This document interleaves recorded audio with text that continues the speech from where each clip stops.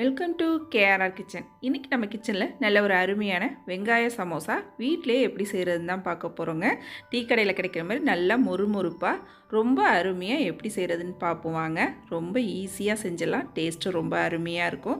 இந்த வெங்காய சமோசா எப்படி செய்கிறது நம்ம வீடியோக்குள்ளே போய் பார்ப்போம். அதுக்கு முன்னாடி நம்ம சேனலை இப்போ தான் ஃபஸ்ட் டைம் பார்க்குறீங்கன்னா சப்ஸ்கிரைப் பண்ணி வச்சுக்கோங்க. கூடவே பெல் சிம்பிள் ப்ரெஸ் பண்ணி ஆளுங்கிற ஆப்ஷனையும் ப்ரெஸ் பண்ணி வச்சுக்கோங்க. அப்போ தான் நான் போகிற வீடியோஸ் எல்லாம் உங்களுக்கு தொடர்ந்து நோட்டிஃபிகேஷனில் உடனுக்குடனே கிடச்சிட்டு இருக்கோம். இப்போ வாங்க வெங்காய சமோசா எப்படி செய்கிறதுன்னு பார்த்துடலாம்.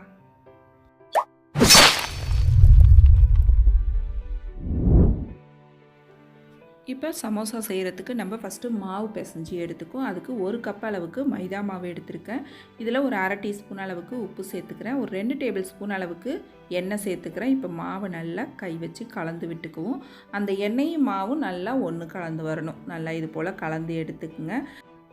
மைதா மாவுக்கு பதிலாக கூட நீங்கள் கோதுமை மாவில் கூட இந்த சமோசா செய்யலாம். அதுவுமே டேஸ்ட்டு ரொம்ப அருமையாக இருக்கும். நான் இன்றைக்கி மைதா மாவில் தான் செய்ய போகிறேன். இப்போ நல்லா கலந்து விட்டதுக்கு அப்புறம் பார்த்தீங்கன்னா கொஞ்சம் கொஞ்சமாக தண்ணி தெளித்து மாவை நல்லா திக்கான மாவாக பிசைஞ்சு எடுத்துக்குங்க. இது போல் நல்லா திக்காக இருக்கணும். நல்லா கையால் ஒரு 5 நிமிஷத்துக்கு அழுத்தம் கொடுத்து பிசைஞ்சு நல்லா சாஃப்டான மாவாக பிசைஞ்சு எடுத்துக்குங்க. நல்லா கையால் இது போல் அழுத்தி அழுத்தி பிசையும் போது பார்த்திங்கன்னா நல்லா மாவு சாஃப்டாகிடும். நல்லா இது போல் பிசைஞ்சு எடுத்துக்குவோம். நல்லா இது போல் நம்ம பிசைஞ்சு ஊற வச்சு செய்யும் போது தான் பார்த்திங்கன்னா நல்லா மொறுமொறுப்பாக கிடைக்கும் நமக்கு சமோசா. நல்லா இப்போ பாருங்கள் சாஃப்டான மாவாக பிசைஞ்சு எடுத்துட்டேன். இப்போ இந்த மாவை பார்த்திங்கன்னா ஒரு 1/2 மணி நேரத்துக்கு ஊற வச்சு எடுத்துக்குவோம். ஊற வச்சு செஞ்சால் தான் நல்லா மொறுமொறுப்பு கிடைக்கும் நமக்கு. இப்போ நல்லா ஒரு 1/2 மணி நேரம் ஊறட்டும். அதுக்கப்புறம் நம்ம சமோசா எப்படி செய்கிறதுன்னு பார்ப்போம். இப்போ பார்த்திங்கன்னா ஒரு 1/2 மணி நேரமாக நல்லா ஊற வச்சு எடுத்துக்கிட்டேன். மாவு முந்திக்காக இப்போ இன்னுமே நல்லா சாஃப்டாக இருக்குது பாருங்கள். நல்லா இலக்கம் கொடுத்து வருது பாருங்கள். தண்ணியை வந்து அதிகமான அளவு சேர்த்துறாதீங்க. நல்லா மாவை நம்ம கையால் பிசைஞ்சு தான் சாஃப்டாக்கணும். இப்போ வந்து சின்ன சின்ன உருண்டைகளாக நம்ம சப்பாத்திக்கு மாவு பிரிப்போம்ல, அதை போல் சின்ன சின்ன உருண்டைகளாக பிரித்து எடுத்துக்கிறேன். நம்ம சமோசா சீட்டு செய்கிறது தான் ஃபஸ்ட்டு ஒரு பெரிய வேலையாக இருக்கும். அதை ரெடி பண்ணிட்டோம்னா அடுத்து சமோசா செய்கிறது ரொம்ப ஈஸிங்க. இது நம்ம ஃப்ரீயாக இருக்கும் போது செஞ்சு வச்சுக்கிட்டோம்னா டக்குன்னு குழந்தைங்க வந்தோடனே ஈவினிங் டைமில் டக்குன்னு செஞ்சு கொடுத்துடலாம் உடனே. இப்போ நம்ம சப்பாத்தி தேய்க்கிறது போல் தேய்ச்சி எடுத்துக்குவோம். நான் எடுத்த 1 கப்பு மாவுக்கு 5 உருண்டை வந்திருக்கு. இப்போ நல்லா மெல்லிசாக இதை தேய்ச்சி எடுத்துக்கணும். எந்த அளவுக்கு மெல்லிசாக தேய்க்கிறீங்களோ அந்த அளவுக்கு சமோசா பார்த்திங்கன்னா நல்லா மொறுமொறுப்பாக இருக்கும். நல்லா மெல்லிசாக தேய்ச்சி எடுத்துக்குங்க. மேலாப்பில் மாவை கொஞ்சம் கொஞ்சமாக தூவி விட்டு நல்லா மெல்லிசாக தேய்ச்சி எடுத்துக்குவோம்.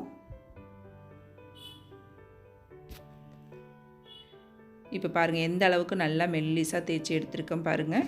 இந்த அளவுக்கு நல்லா மெல்லிசாக செய்யும் போது தான் சமோசா நல்லா மொறுமொறுன்னு கிடைக்கும் நமக்கு. இப்போ இதை வந்து நம்ம தோசைக்கல்லில் போட்டு வேக வச்சு எடுத்துக்குவோம். இதை சப்பாத்தி மாதிரிலாம் செவக்க விடக்கூடாது. லைட்டாக வந்து ஒரு 2 செகண்ட் மட்டும் இருந்து 2 பக்கமும் திருப்பி திருப்பி போட்டு எடுத்தோம்னா போதும். இப்போ ஒரு பக்கம் நல்லா வெந்துருச்சு. அதே போல் இன்னொரு பக்கமும் வேக வச்சு எடுத்துக்குவோம். செவரெல்லாம் விட்டுறாதீங்க. இப்போ இதே போல் வேக வச்சு எடுத்துக்கணும். இந்த பக்குவத்துக்கு இருந்துச்சுன்னா நமக்கு சமோசா சீட்டு ஈஸியாக மடக்கிறதுக்கு வரும். ரொம்ப நீங்கள் செவரை விட்டு வேக வச்சிட்டிங்கன்னா மடக்கிறப்ப நமக்கு சிரமமாக இருக்கும். இப்போ பார்த்திங்கன்னா எல்லா மாவுலேயும் சமோசா சீட்டு ரெடி பண்ணிட்டேன். இப்போ நல்லா வரிசையாக அது போல் அடுக்கிக்குங்க. இந்த ஓரம்லாம் பார்த்திங்கன்னா கட் பண்ணி எடுத்துக்குவோம். ஒரே ஷேப்பில் கிடைக்கணும் நமக்கு. அதனால் ஓரங்கள்லாம் இது போல் கட் பண்ணி எடுத்துக்குங்க.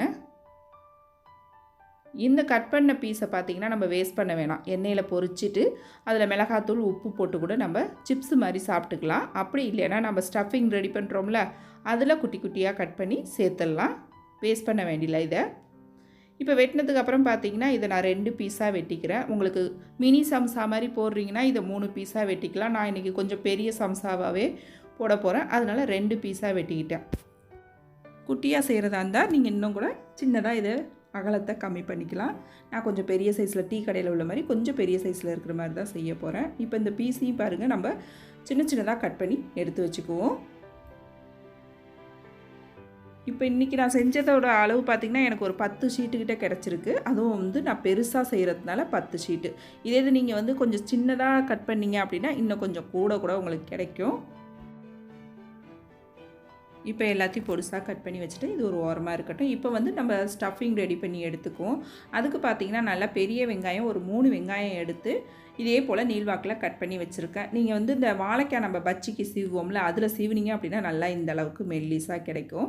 வெங்காயம் சீவுறதுக்கும் ஈஸியாக இருக்கும். நல்லா இது போல் உதிரி உதிரியாகவும் நமக்கு கிடைக்கும். நல்லா வெங்காயத்தை வந்து இப்போ உதுத்துட்டு எடுத்துக்குவோம். இந்த 3 வெங்காயம் பார்த்திங்கன்னா நான் இன்றைக்கி எடுத்துருக்க 1 கப் மாவுக்கு ஸ்டஃபிங் கரெக்டாக இருக்கும். இப்போ இதில் ஒரு 1/2 டீஸ்பூன் மஞ்சள்தூள், 1/2 டீஸ்பூன் ஜீரகத்தூள் சேர்த்துக்கிறேன், 1/2 டீஸ்பூன் அளவுக்கு மல்லித்தூள் சேர்த்துக்கிறேன்,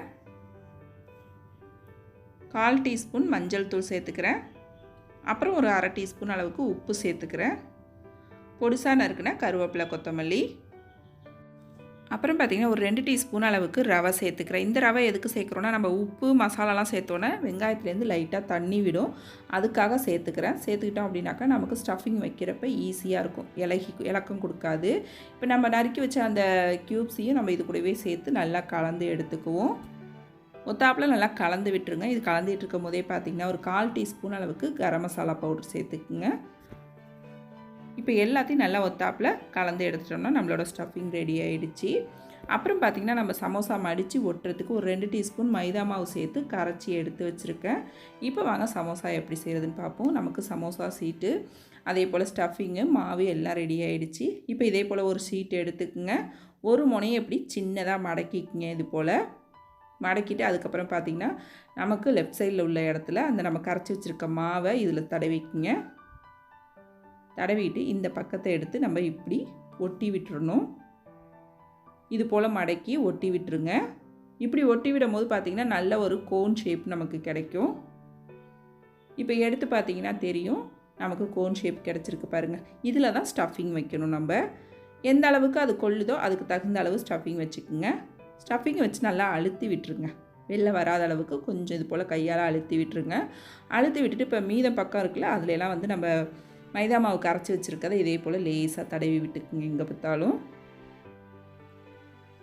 நல்லா இது போல் தடவி விட்டதுக்கப்புறம் பார்த்திங்கன்னா இந்த மேலே உள்ள ஷீட்டை இழுத்து மடிக்கணும். நல்லா இறுக்கம் கொடுத்து இழுத்து மடிக்கணும். அப்போ தான் வந்து நல்லா ஒட்டி வரும் சமோசாவோட.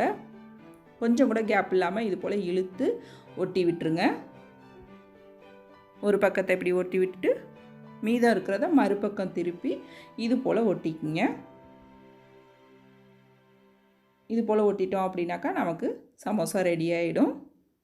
அவ்வளோதான், ரொம்ப ஈஸியாக செஞ்சிடலாங்க. இப்போ இதே போல் மீதம் இருக்கிற ஷீட் எல்லாத்தையும் ரெடி பண்ணி எடுத்துக்கிறேன். இப்போ பாருங்கள், இன்றைக்கி 10 சமோசா நான் ரெடி பண்ணியிருக்கேன் 1 கப்பு மாவுக்கு. இது கடையில் கிடைக்கிற மாதிரி நல்ல பெரிய சைஸ்லேயே தான் இருக்குது. உங்களுக்கு சின்னதாக வேணுன்னா நீங்கள் சின்னதாக செஞ்சுக்கலாம். இப்போ எண்ணெய் காய வச்சுருக்கேன். நமக்கு சமோசாவை சேர்த்து பொரித்து எடுத்துக்குவோம். இப்போ எண்ணெய் நல்லா சூடாக இருக்கணும், அப்போ தான் நல்லா பொரிஞ்சு வரும். இப்போ சமோசாவை சேர்த்ததுக்கு அப்புறம் பார்த்திங்கன்னா அடுப்பை மீடியம் ஃப்ளேமுக்கு மாற்றிக்கிங்க. மீடியம் ஃப்ளேமில் வச்சு வேக வைக்கும் போது தான் பார்த்திங்கன்னா உள்ளே உள்ள ஸ்டஃபிங்கும் நல்லா வெந்து இந்த சமோசாவும் பார்த்திங்கன்னா வெளியில் நல்லா கிறிஸ்பியாக மொறுமொறுப்பாக கிடைக்கும். அதிகமான தீயில் வச்சுட்டிங்க அப்படின்னா டக்குன்னு செவந்து போயிடும், உள்ளே பார்த்திங்கன்னா மசாலா வேகாமல் போயிடும். அதனால் மீடியம் ஃப்ளேமில் வச்சு நல்லா 2 பக்கமும் திருப்பி திருப்பி போட்டு வேக வச்சு எடுத்துக்குங்க. நல்லா இது போல் டைம் கொடுத்து வேக வச்சு எடுத்தோம்னா நல்லா மொறுன்னு சூப்பராக கிடைக்குங்க சமோசா. இப்போ பாருங்கள், சமோசா நல்லா எந்த அளவுக்கு மொறுன்னு சூப்பராக வந்திருக்கு பாருங்கள், கிறிஸ்பியாக. இதே போல் மீதம் இருக்கிற சமோசா எல்லாத்தையும் நான் பொரிச்சு எடுத்துக்கிறேன்.